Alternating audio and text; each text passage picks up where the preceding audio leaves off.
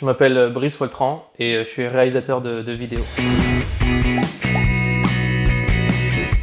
Je suis né le 7 octobre 1993 à Brou-sur-Chantraine, dans le 77 en Seine-et-Marne. J'ai toujours été handicapé, en fait, je suis né avec un gros handicap à la jambe droite. En gros, j'avais une grosse malformation autour du pouce et de l'index du pied. Et en gros, j'ai eu une infection qui a mal évolué et j'ai dû me faire amputer, même si j'avais déjà pris cette décision de me faire amputer avant parce que j'avais un pied qui était devenu complètement dysfonctionnel. Mais l'infection a fait que ça accélère un petit peu le processus et je me suis fait amputer il y a un peu plus d'un an, en juillet 2024.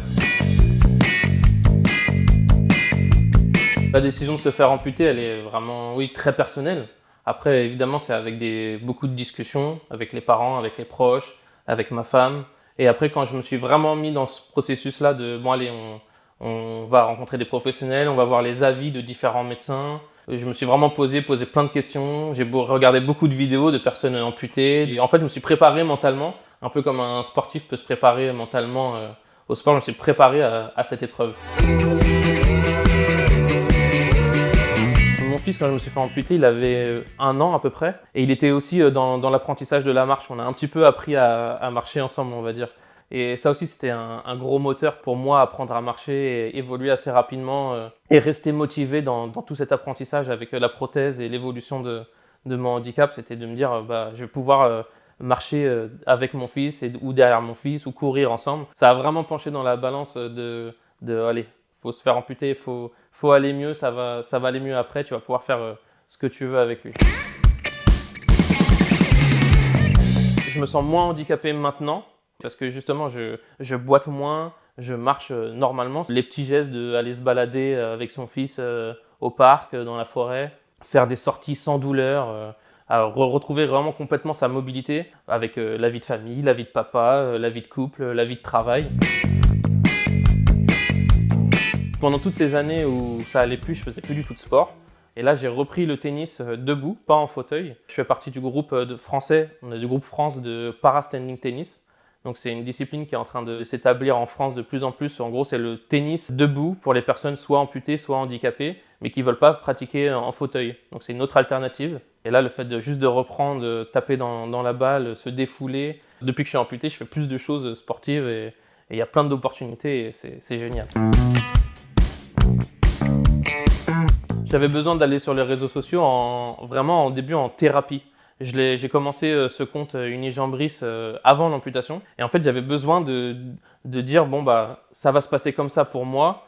Et j'avais besoin de laisser, je sais pas, peut-être laisser une trace et peut-être aider les gens aussi. Et tout bêtement, en fait, en faisant ça, ça m'a permis d'avoir des retours d'expérience. Donc plein de gens qui étaient amputés ou qui traversaient cette épreuve me disaient, t'inquiète pas, ça va bien se passer. Je me dis, mais en fait, ça parle aux gens, en fait. Le handicap parle aux gens, ça parle même aux valides, en fait, ça éveille les consciences. Et c'est génial, en fait, c'est le côté positif des réseaux sociaux, c'est de partager l'expérience, de pouvoir aider les autres et en plus se marrer. Si on peut se marrer en même temps, c'est que du positif. Moi, il faut savoir, ça fait très longtemps que je suis sur Internet. Je faisais déjà des vidéos sur Internet. J'ai commencé à faire des sketchs, etc.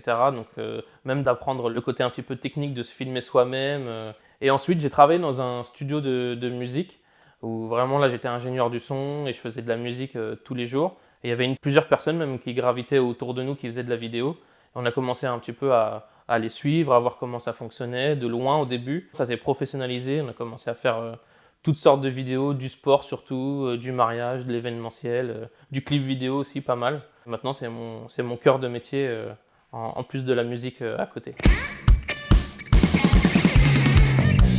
90% de la réussite de l'aventure et du succès médical, c'est quand même d'avoir un mental qui est solide et se dire, bon, ok, on va avoir des épreuves qui sont compliquées, on va vivre des moments qui sont compliqués. Là, ça prendra le temps qu'il faudra aussi et il ne faut surtout pas se comparer. Ça, c'est quelque chose qui est vraiment très dur au début. Il y a beaucoup de gens en centre de rééducation qui vont se comparer, qui vont dire, pourquoi lui, en 3 semaines, ça se passe super bien, moi, ça fait 6 mois que je suis là. En fait, tous les cas sont différents. Tous les handicaps sont différents, on n'a pas tous le même corps, on n'a pas tous la même réponse aussi à la prothèse, à apprendre à marcher, tout ça. Tout ce processus, il est très long, mais c'est vraiment petit pas par petit pas Chaque jour, c'est une petite victoire déjà de plus et ça va le faire.